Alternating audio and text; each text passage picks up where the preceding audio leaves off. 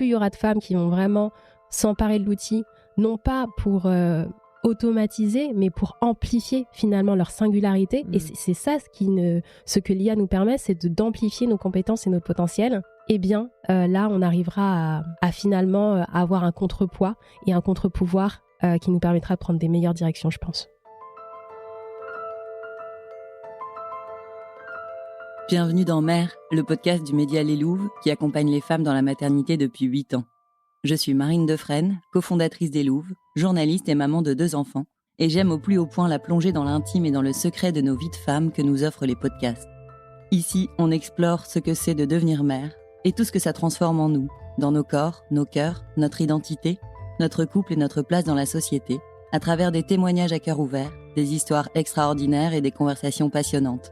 Pour ne manquer aucun épisode, abonnez-vous au podcast sur votre plateforme préférée, suivez-nous sur Instagram et sur leslouves.com. Bonne écoute. Bonjour à toutes. On a beaucoup parlé de l'IA, souvent avec crainte, parfois avec fascination, mais le moment est venu d'arrêter de regarder passer le train. Il faut monter dedans, et vite, surtout nous, les femmes. C'est le message de Jennifer Alidor, notre invitée d'aujourd'hui. Après plus de 10 ans dans des postes stratégiques et RH chez L'Oréal, elle s'est formée à l'intelligence artificielle pour en faire un levier de carrière au féminin. Aujourd'hui, avec Clever AI, elle aide les femmes à utiliser l'IA et leur propre puissance humaine pour aller là où leurs ambitions les appellent. Avec elle, on parle de ce que l'IA change dans nos métiers, dans le recrutement, dans la gestion de carrière, mais surtout de comment vous pouvez en faire une alliée pour accélérer, oser et prendre votre place. Attention, cet épisode risque de vous donner envie d'agir. C'est parti. Bonjour Jennifer. Bonjour Marine. Merci d'être là. Merci de me recevoir. Je suis très contente de traiter ce sujet avec toi. Je suis honorée vraiment de pouvoir aborder ces réflexions avec toi. Ouais, c'est essentiel et je pense qu'on arrive au bon moment, même si toujours un peu trop tard avec l'IA. C'est une impression. Je commence par toi, avant de parler de tes expertises et des messages que tu peux faire passer. Ton parcours, donc tu as fait l'ESSEC, tu as fait une belle carrière chez L'Oréal dans des postes stratégiques. C'est un CV qui fait rêver. Merci. Mais moi, je voulais qu'on revienne sur ce moment où tu m'as parlé de décrochage. Au moment où tu es devenue maman, tu as commencé à craindre que ta carrière en souffre. Tu t'es dit, OK, être maman, ça peut être un frein, un risque pour ma carrière. Il se joue quelque chose. Est-ce que tu peux me parler de ce moment-là dans ta carrière ? Oui, alors c'était un moment clé. J'avais une trentaine d'années et j'avais peur d'annoncer ma grossesse. Je pense que ça peut paraître bizarre parce qu'avec 70% d'effectifs féminins, je pense que c'était pas la première fois qu'ils avaient une annonce de grossesse. Mais quand bien même, je me disais, est-ce que ça va pas être un frein à la prochaine étape ? Est-ce que c'est le bon moment ? Parce qu'on a toujours l'impression que c'est le mauvais moment. Et finalement, j'ai pu comprendre que c'était hyper naturel, bien reçu, plus que ce que je le pensais. Ça a été plutôt le retour de congé maternité qui m'a un peu plus bousculée parce que je sentais que j'avais besoin pour me relancer, de me préparer en fait à revenir, à re-être ambitieuse, à avoir la bonne posture professionnelle. Et donc tout ça, j'ai dû le réapprendre. C'était un peu la difficulté de changer de casquette, passer plusieurs mois focalisé sur ton corps, parce que tu m'as dit que tu avais eu des grossesses très compliquées avec une hyper-émèse gravidique. Oui. La maladie de Kate Middleton, ouais, on peut le dire. C'est ça. Oui, j'ai des grossesses pas très sympas et je passe 9 mois dans le noir, enfermée. Donc ça a été pour moi une période de blackout.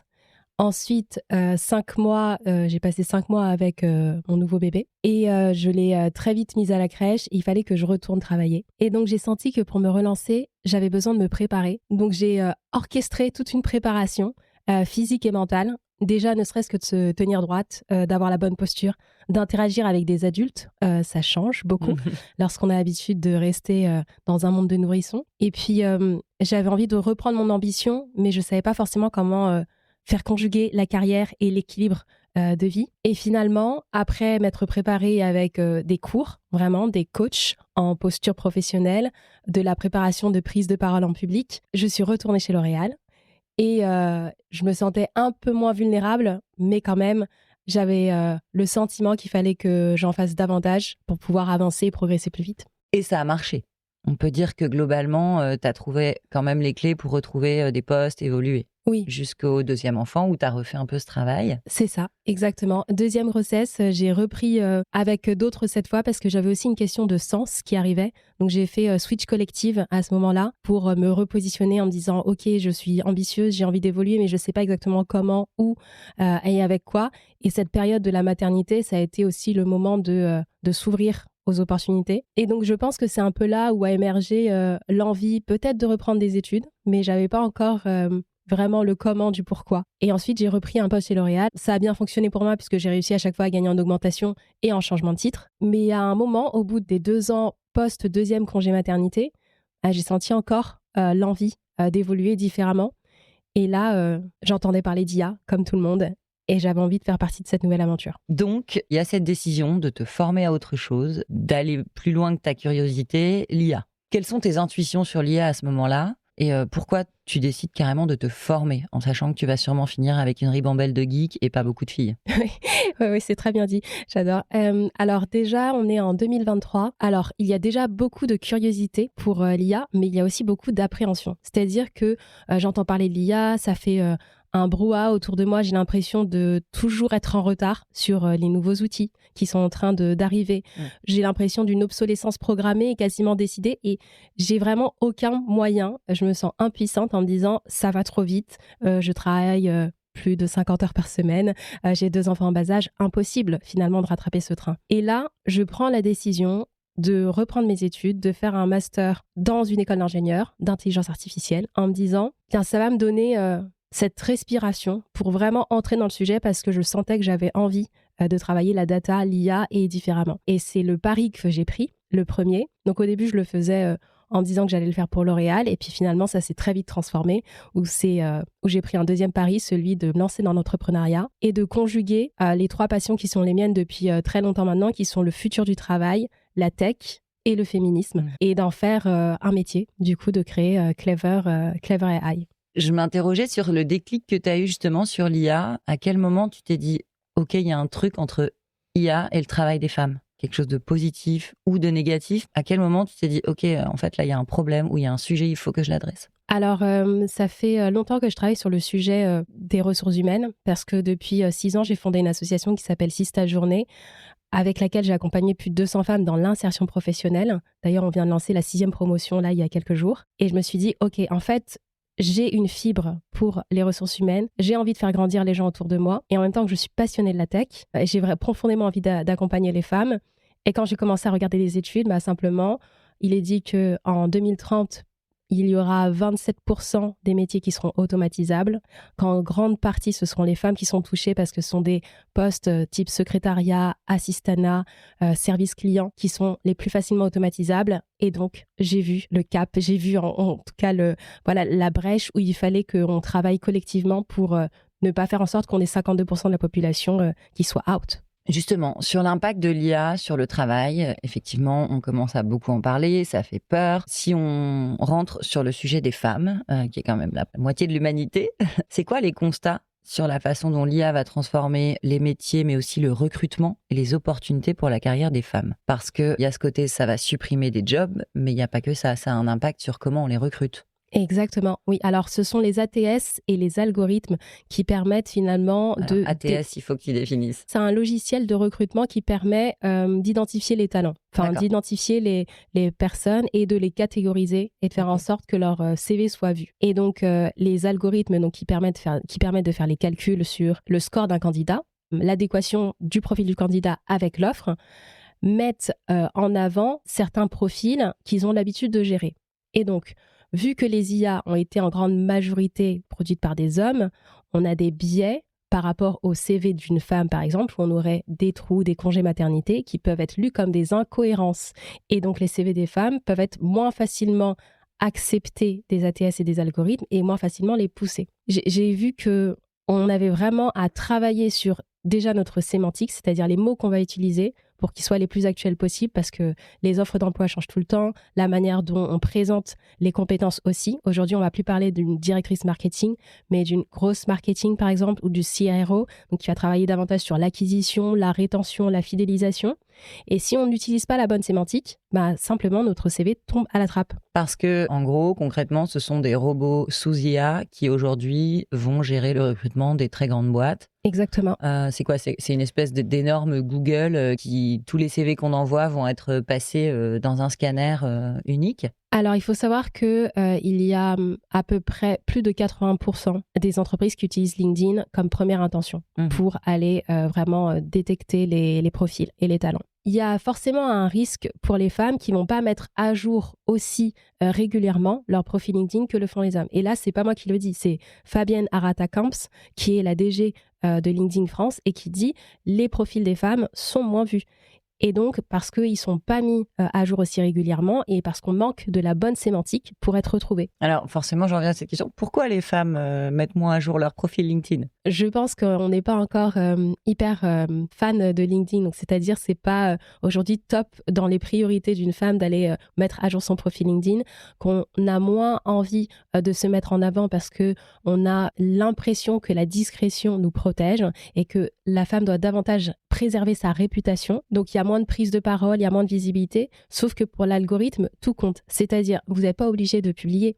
Mais si vous faites des commentaires, si votre profil bouge, si vous allez échanger des messages, même en messagerie privée, si vous allez créer des alertes sur votre profil, alors LinkedIn va comprendre que votre profil est actif et davantage vous pousser si vous êtes en train de vous positionner sur une offre qui est sur LinkedIn. Et même sans publier, le fait de se mettre en action, ça permet d'emblée d'arriver sur le haut du panier. Comment l'IA rejoint cette problématique LinkedIn qui est vraiment une clé aujourd'hui si on veut être visible professionnellement ? Est-ce qu'il y a de l'IA dans les algorithmes LinkedIn ou est-ce que nous, on peut utiliser l'IA pour être plus performant sur LinkedIn ? Exactement, les deux. On peut commencer par optimiser son profil, déjà en cherchant 3 experts qui sont dans le secteur d'activité qu'on vise et qui occupent les postes qu'on vise, essayer de comprendre quelles sont les sémantiques utilisées et finalement réussir à recréer les expériences en fonction des offres qui sont aujourd'hui en ligne, mais aussi des expertises qui sont poussées par les gens qui occupent des jobs que vous voulez occuper. Donc c'est regarder un peu les autres, nos rôles modèles. Oui. Et essayer de copier un petit peu la façon dont ils structurent leur profil, leur prise de parole, leur wording et tout ça. Exactement. Alors, je dirais, comme le mantra de Google, c'est voler avec fierté, ce qu'on n'a peut-être pas l'habitude de faire en France. On a envie de tout faire soi-même. On a ce syndrome de la bonne élève où il faut tout refaire. Moi, je dis vraiment, on s'inspire pour mieux grandir. Et c'est super, en fait. Il faut l'utiliser. C'est un outil comme un autre. Et aujourd'hui, on a besoin de porter sa voix, d'être singulière pour apparaître et être recruté et visible sur des compétences qu'on a. Donc, on peut tout à fait s'inspirer des autres. Hein. C'est pas du copier-coller. C'est vrai que peut-être que les femmes ont plus de culpabilité à faire ça et donc aussi à s'aider d'une IA pour faire leur profil LinkedIn. Oui, le sentiment de culpabilité, il revient beaucoup. C'est-à-dire que à chaque fois que je parle avec une femme d'IA, alors généralement, elle me dit oui, alors j'ai fait cette recherche, j'ai ce résumé, mais attention, j'ai vérifié aussi. Et donc je dis c'est très bien, mais en fait, on n'a plus besoin de vérifier. L'idée, c'est justement de programmer tellement bien son IA, donc de savoir faire des prompts, qui est un peu la base pour pouvoir gagner en autonomie avec ces LLM, donc ces Large Language Models, qui sont comme ChatGPT, Perplexity, Mistral, Claude, qui sont très utilisés,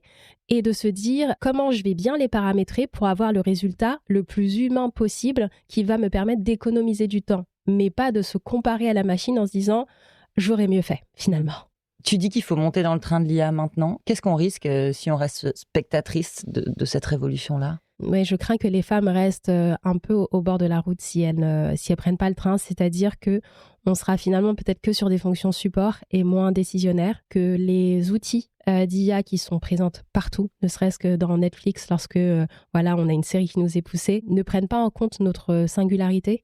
Et donc, plus il y aura de femmes qui vont vraiment s'emparer de l'outil, non pas pour automatiser, mais pour amplifier finalement leur singularité. Et c'est ça ce que l'IA nous permet, c'est d'amplifier nos compétences et notre potentiel. Eh bien, là, on arrivera à finalement avoir un contrepoids et un contre-pouvoir qui nous permettra de prendre des meilleures directions, je pense. Alors donc, c'est un amplificateur, c'est un accélérateur potentiel de carrière. Dans quelle situation tu vois le plus de potentiel ? Est-ce que c'est quand on cherche un boulot ? Est-ce que c'est quand on veut se reconvertir ? Ou est-ce que ça peut être aussi au moment où on fait un retour sur le marché du travail après une pause ou après une absence ou après un congé mat ou parental ? Alors, je pense que tous les moments sont pertinents. Maintenant, il s'agit plus de savoir l'utiliser. Donc, c'est-à-dire, en première intention, je dirais, pour bien se servir de l'IA, c'est déjà essayer de vous former avec quelqu'un qui est audible.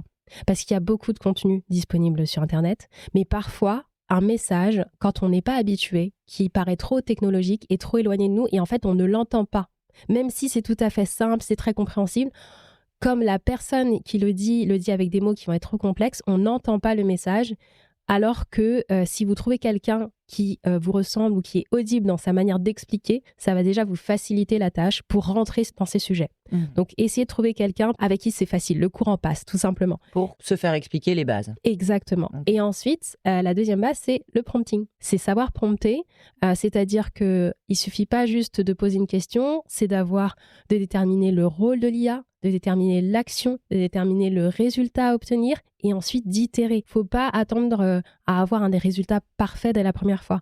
Il faut justement itérer avec l'outil pour qu'il puisse mieux apprendre à vous connaître et finalement avoir des résultats de plus en plus pertinents. Sur une même conversation, par exemple avec ChatGPT, est-ce qu'on peut revenir sur cette conversation d'un jour à l'autre pour justement améliorer le travail et travailler dans la continuité avec une IA ? Tout à fait. Ça aide beaucoup à former finalement l'IA d'avoir une même conversation. Et je dirais, si vous pouvez aller un cran au-dessus, c'est de créer un assistant GPT qui est possible dans la bibliothèque de ChatGPT. Donc, vous pouvez créer un assistant GPT où vous allez le configurer. Donc, par exemple, moi, j'en ai un qui est...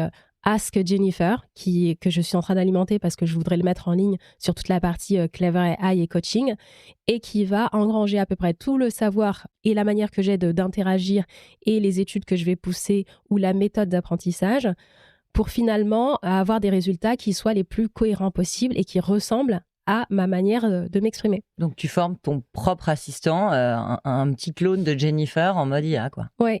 Ok, et ça, on peut tous le faire, oui. Même avec la version gratuite de chat ? À vérifier, je pourrais pas dire. J'avoue que j'utilise les versions payantes sur quasiment tous parce que je les teste beaucoup. Donc au-delà de peut-être ce qu'on a déjà tous testé, c'est-à-dire reformuler un mail, un message LinkedIn ou nous aider à trouver, peut-être faire des strats, etc., sur de la recherche de job ou de la visibilité, LinkedIn, etc., qu'est-ce qu'on peut demander à une IA pour nous aider à avancer, à amplifier notre carrière ?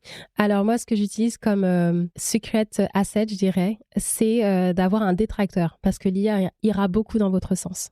Donc généralement, quand j'ai un résultat, je dis « et le détracteur, qu'est-ce qu'il dirait ?» pour avoir des contre-arguments et pour essayer d'équilibrer entre le vrai et le faux. Et je suis arrivée à cette conclusion parce que j'ai téléchargé toute la conversation que j'avais eue avec ChatGPT depuis 1 an, donc ça fait beaucoup d'échanges. Et je me suis rendu compte déjà qu'il allait beaucoup dans mon sens. Et d'autre part, qu'il y avait parfois beaucoup de vacuité, des mots valises, des mots creux, un peu standardisés, ce qu'on reproche à l'IA. L'un des derniers articles du Monde qui était l'IA au bureau entre perte de temps et perte de sens, le relève. Mais en fait, c'est plutôt l'utilisation, l'usage qu'il faut tester plutôt que l'IA en elle-même. Et donc, dans ce cadre-là, je me suis dit, OK. Donc, j'ai téléchargé cette conversation. Je me dis que ça manque parfois de profondeur, de contextualisation et surtout, on est un peu trop dans mon sens. Donc, j'ai créé un peu le détracteur qui vient challenger à chaque fois les éléments, la stratégie, parce que sinon, j'aurais déjà une stratégie parfaite. Mais en fait, il y a une réalité de terrain que l'IA n'aura jamais. Et vous allez toujours pouvoir l'apporter, l'alimenter pour avoir les résultats les plus pertinents possibles. Et surtout, utiliser d'autres IA pour les mettre un peu en comparaison. Donc moi, généralement, j'utilise beaucoup Claude sur le copywriting. Claude, CLAUDE. Oui, Claude AI. J'utilise beaucoup Perplexity pour la recherche. Donc, c'est tout ce qui est sourcing parce que je trouve que c'est très bien construit. On a une partie, on a le résultat. L'autre où on a les étapes par lesquelles est passé le LLM pour trouver le résultat et les sources qui sont associées. Donc ça, tu m'as dit que c'était assez précieux pour la recherche sectorielle quand on veut bouger de son job, faire des recherches sur les boîtes qui recrutent, tout ce genre de choses. Oui. Okay. Ça fait toute la différence. Et puis ensuite, j'utilise Croc plutôt pour la stratégie parce que je trouve qu'il a une manière d'interagir qui est très masculine, très froide sur sa manière de voir le business ou de voir les opportunités. Et donc, ça m'aide un peu à faire des ping-pong qui seraient différents avec d'autres points de vue. Tu as un usage très pointu de l'IA, mais donc c'est encourageant. C'est qu'il y a un moment, tu as mis un pied dedans, tu as mis les deux et après tu as dit « Ok, il faut que je sois au top ». Non, c'est très intéressant. Je mettrai dans la fiche du podcast toutes les IA que tu as citées. Tu as parlé du prompt. C'est quoi les ingrédients d'un prompt réussi ? Alors, les ingrédients d'un prompt réussi, c'est d'avoir un maximum de contexte. Et en fait, je pense que notre génération, elle est favorisée pour pouvoir construire des bons prompts parce qu'on a l'habitude d'écrire, on a l'habitude de rédiger des dissertations et d'avoir fait des exercices de fiches de lecture. Et donc, en fait, ça nous permet de mieux décrire les contextes, de mieux définir les rôles. Donc, le rôle de l'IA, par exemple, je veux que l'IA soit un coach RH ou alors je veux que l'IA soit un expert en marketing. Pour ensuite, nous, on a une vision très claire du résultat qu'on souhaite obtenir. Et ensuite, on aura un résultat qui sera pertinent. Alors que lorsque je vois les jeunes générations s'en servir, il n'y a pas très longtemps, j'ai fait une immersion dans les SEC pour aider des jeunes qui se lançaient, qui voulaient tester l'entrepreneuriat. Et en fait, ils posaient des questions très courtes, sans contexte, mais parce qu'ils ont moins l'habitude, je pense, de rédiger très longuement. Donc, on a un avantage concurrentiel, autant l'utiliser. Allez, parce qu'on sait manier les mots. Voilà. Tu disais, oui, faut donner un rôle à son IA, etc. Alors moi, je lui ai donné un nom, ok. Mais en fait, on a envie de tout lui demander au bout d'un moment. Donc, on va lui proposer des questions pro, des questions perso. Une fois, on va parler de stratégie marketing. Une fois, on va parler d'éditorial. On peut lui donner tous ces rôles-là ou ça va le mettre en confusion? Alors oui, ce que je conseille pour les différents rôles, c'est d'utiliser la méthode des GPT, de créer un assistant GPT sur ChatGPT, mettons, et de se dire qu'il y en a un qui aura le rôle de coach et d'entretenir des conversations que autour de la même thématique pour former l'IA, puisque c'est un apprentissage qui va se faire sur une même thématique et donc qui va se renforcer. Un apprentissage par renforcement. Donc ça se fait pas tout seul, avec toutes nos discussions de ChatGPT qui sont sur le côté. On peut pas aller reprendre une discussion. Bon bah là, on a parlé de stratégie marketing. Je reprends cette discussion une semaine ou deux après. Alors si on reste dans la même discussion marketing et qu'on la reprend juste 2 semaines après, on aura l'historique. Ça va être ok, ce sera cohérent. Le mieux pour globaliser un peu l'approche de son assistant IA, c'est de créer un coach, sous-assistant, un coach, ça. Où on va choisir les discussions avec lui pour que tout ce qu'on lui dit, tout ce qu'on échange avec lui soit enregistré et serve à améliorer au fil et itérer. Oui, c'est ça. Okay. Et après, créer un détracteur. Dans ma discussion, je vais dire, ok, super, merci pour cet avis. Et si tu avais été un détracteur, qu'est-ce que tu aurais dit de cette stratégie? Et donc là, il va la challenger argument par argument. Je pense qu'à un moment, lorsqu'on parle beaucoup, on échange beaucoup avec des LLM, on finit par parler avec soi-même en version augmentée. Et c'est ce que j'ai remarqué quand j'ai téléchargé toutes mes conversations. Donc, pour éviter de tomber dans ce biais, on a besoin de contre-avis. On tourne un peu en rond, en fait. Exactement. Okay. Il y a un autre truc qui fait peur avec ChatGPT, notamment quand on est sur le marché du recrutement ou qu'on essaie de faire son autopromo sur LinkedIn, c'est de lisser les messages et que tout le monde remarque que comme tout le monde, on est passé à ChatGPT et qu'on dise la même chose que tout le monde. Il y a une peur de lissage du discours. Est-ce que ça, les pros sur LinkedIn, par exemple, ou du recrutement, le remarquent déjà? Est-ce que les lettres de motivation sont scannées pour voir si on utilise ChatGPT? Quel est le discours et l'ambiance en ce moment? Alors, niveau lettres de motivation, sont un peu des champs un peu obligatoires qui n'ont pas été effacés, je pense, de quasiment tous les outils. Donc, je pense pas qu'elles soient vraiment lues. Les sons de cloche que j'ai eus en off, c'était on les lit pas vraiment, mais ça existe encore parce que c'est comme ça que l'outil avait été paramétré. Donc revanche, c'est le CV surtout. Oui, c'est plutôt le CV, je crois, qui va affecter. Après, moi, les femmes que j'accompagne qui visent des postes plutôt au-delà de 50, 70 ou plus, généralement plus, elles 70, tu veux dire K euros par an de salaire? Oui, elles vont davantage passer par le réseau pour décrocher les bonnes opportunités. Parce qu'il y a aussi un biais, c'est qu'à partir d'une certaine date de naissance, les CV, ils sont juste pas lus, en fait. Ils arrivent même pas au destinataire. Et j'ai eu le cas d'une... C'est-à-dire parce qu'on est trop vieille? Bah oui. Malheureusement, oui. Enfin, c'est-à-dire, il y a une obsolescence programmée et l'âge idéal pour trouver un emploi en France, c'est entre 25 ans et 39 ans. C'est là où on est la plus attractive possible. C'est malheureusement le cas, mais on a des méthodes pour le contourner. Et de plus en plus, moi, vraiment, ce que je pousse les personnes que j'accompagne à faire, c'est-à-dire à aller solliciter leur réseau. C'est là où les femmes ont un peu plus de mal à être en posture basse, à aller chercher les bonnes informations. Et surtout, elles ont généralement des super réseaux, mais elles n'ont pas d'opportunités concrètes. Et c'est là où on va transformer la posture le réseau pour que ce soit un networking efficace. Et ça fait la différence. C'est une des promesses du Clever Camp. Exactement. Clever s'écrit C-L-E-V-H-E-R. Clever Camp ou Clever AI? Alors, Clever AI, c'est le nom de l'ensemble et Clever Camp, c'est le nom du programme en 30 jours. Oui, je voulais juste rebondir sur la partie lisser les publications sur LinkedIn. Il y a 2 écoles parce qu'il y a beaucoup de femmes qui me disent voilà, j'ai pas envie d'avoir ce discours un peu convenu où on a des emojis partout. Alors, oui, il faut enlever les emojis partout, je suis d'accord aussi. Et ChatGPT adore rajouter des emojis. Oui. Il est un peu old school parfois, non? Assez. Ouais, Et hein. puis avec des phrases, en fait, il faut être le plus consensuel possible.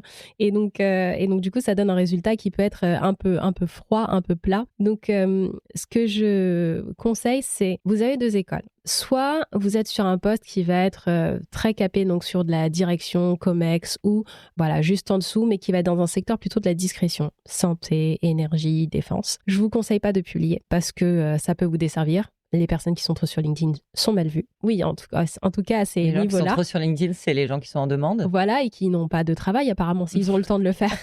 Ah mince alors. Donc, Ok. donc il faut vraiment arriver à adresser cette tendance et à se dire, OK, on marche sur ce fil, mais on va trouver la bonne tonalité. Donc, se rendre active pour faire remonter son profil lorsqu'on va postuler, mais en même temps, donc ça c'est pour les secteurs qui vont être un peu plus discrétionnaires, on va dire, finance, assurance, santé, énergie, défense. Pour les secteurs où on a besoin d'être plus visible, donc plutôt les secteurs du luxe, les secteurs de la grande conso, de l'éducation aussi, on peut prendre la parole dans une certaine mesure par rapport à son titre. Plus on va être élevé dans la hiérarchie, plus on va devoir prendre la parole sur des choses qui vont être les plus pointues possibles. Rebondir sur un article de Harvard Business Review, par exemple, qui va être de rebondir sur une loi qui vient de passer et vraiment montrer son meilleur profil et utiliser ChatGPT, par exemple, dans cet usage. Enfin, pour moi, c'est tout à fait normal parce que ça vous enlève une pression de bien faire. Ça va traiter automatiquement le texte. Vous aurez que à le relire. Et en fait, ça empêche de partir de cette page blanche où on se dit déjà, je risque potentiellement ma réputation. En plus, si je le dis mal. Enfin, vous partez avec une base qui est à peu près construite. Et pour moi, c'est plus facile de se mettre en valeur comme ça. C'est intéressant ce que tu dis parce que il y a une posture aussi dans la fréquence de publication, dans le choix des contenus et des sources qui dit un peu la fonction qu'on incarne. Deuxième chose très intéressante que tu disais, et je voulais que tu m'en reparles, c'est que le sujet de cet épisode, c'est comment l'IA peut nous aider pour la charge mentale et le gain de temps, tout simplement. Ouais. On passe notre vie à se plaindre de ça, mais utilisons ce truc qui va nous faire gagner beaucoup de temps. Alors, est-ce que tu as des exemples concrets ou des femmes que tu accompagnes qui ont vu à quel point ça pouvait les faire gagner en confiance et en efficacité? Oui, tout à fait. Alors déjà, on a 4 semaines dans le programme. Le premier, il est vraiment axé sur cartographier les compétences bankable. Donc, ne serait-ce que de faire l'analyse de ces compétences et les transférer en compétences aujourd'hui actualisées sur le marché, on a un gain de temps parce qu'on n'a pas à se creuser les méninges pour le faire seul et à itérer avec soi-même. Là, on itère avec des données, des sources, en utilisant à la fois Perplexity et des LLM de copywriting comme Claude. Ça peut accélérer du coup sa transformation de profil sur LinkedIn. Ensuite, on a l'analyse des secteurs qui recrutent. Donc, quels sont les secteurs aujourd'hui qui sont porteurs et prometteurs en fonction de mon profil et l'adéquation des deux et comment je fais pour adresser au mieux les besoins du marché. Donc ça, tu le fais avec des IA? Oui, avec des IA. Et ensuite, on va travailler le pitch. Donc, comment finalement j'arrive à avoir les bons éléments de langage qui vont résonner avec les besoins du marché et arriver avec une posture haute lorsque je vais aller faire du networking efficace. Donc, clairement, ça fait économiser du temps parce qu'il aurait fallu beaucoup d'heures pour arriver au même résultat avant. Et donc, finalement, on ne perd pas le potentiel de son profil qu'on aurait pu un peu diluer avant parce que ça aurait mis énormément de temps. Et l'autre technique que nous, on utilise chez Clever, c'est qu'on a une technique où on se lance et on itère après. Donc, ça peut faire un peu peur au début, ça désarçonne les C'est-à-dire femmes. qu'on va tout de suite passer à l'action. Tout de suite. Le jour 1, on passe à l'action. On va entrer en relation avec des personnes. On va tester le pitch en grandeur nature parce que nous, on n'a pas la clé. On n'a pas réponse à tout, ça c'est sûr. Mais par contre, vous l'avez quand vous allez itérer. Et on en est convaincu. Comment tu définis itérer pour ceux qui l'ont pas? C'est-à-dire tester, apprendre de ses échecs et puis finalement rebondir parce qu'on va pivoter au mieux. Test and learn. Exactement. Ok. Donc c'est un vrai outil aussi pour vaincre le syndrome de l'imposteur en fait. Parce qu'on peut être qui on veut si on s'aide de ChatGPT, non? Exactement. On a moins peur de dire oui et d'aller vite. Ouais, on prend de la distance. Hyper intéressant, je pense qu'il y a 1000 choses encore à dire sur l'IA et nous, nos carrières et nos vies pro et perso. Un mot sur Clever AI, du coup, à qui ça s'adresse? Alors, concrètement, les programmes que tu proposes? Oui, alors c'est des programmes qui s'adressent à des femmes qui ont plus de 10 ans de carrière, qui souhaitent accéder à des postes au-delà de 50 000 euros par année et qui vont se positionner soit sur des postes de middle management ou de C-level ou de COMEX, qui vont avoir besoin de retourner au salariat. Donc, on adresse vraiment 4 types de femmes. Des femmes qui sont en retour de congé maternité et qui ont besoin de savoir aussi quelles sont les nouvelles tendances et comment mieux se positionner. Des femmes qui sont en retour d'un événement difficile, un burn-out ou une placardisation et qui ont aussi besoin de rebondir ou qui sortent d'un milieu très masculin où elles ont pu pâtir de ce milieu masculin et qu'elles en fassent une force. Des femmes qui ont plus de 20-25 ans de carrière, à qui on dit vous êtes trop chère, trop ambitieuse et qu'on arrive à repositionner sur des postes stratégiques clés, là où elles ont toute leur place d'ailleurs. Et des femmes qui ont été entrepreneurs et à qui on va dire aussi vous n'êtes peut-être pas prête pour le salariat, pour l'entreprise et qui vont permettre finalement de valoriser leurs compétences et de ne pas se brader sur le marché du travail. Voilà. Rien que l'exposé des 4 situations est hyper éclairant et intéressant. Donc c'est un programme qui allie la puissance de l'IA, la puissance de l'humain et du collectif. Ouais. Ça promet de très belles choses, donc je mettrai tous les liens vers ton site et vers tes programmes. Merci beaucoup Jennifer. On va aussi écouter ton podcast que j'ai pas encore découvert et on lira bientôt ton livre. J'en suis sûre. Pas tout de suite, mais avec grand plaisir et merci pour l'invitation. Écrit merci. 100% avec ChatGPT. Et des deux, boosté. Ah oui, bien sûr. Boosté à l'IA. Merci Jennifer, merci beaucoup. Merci 1000 fois.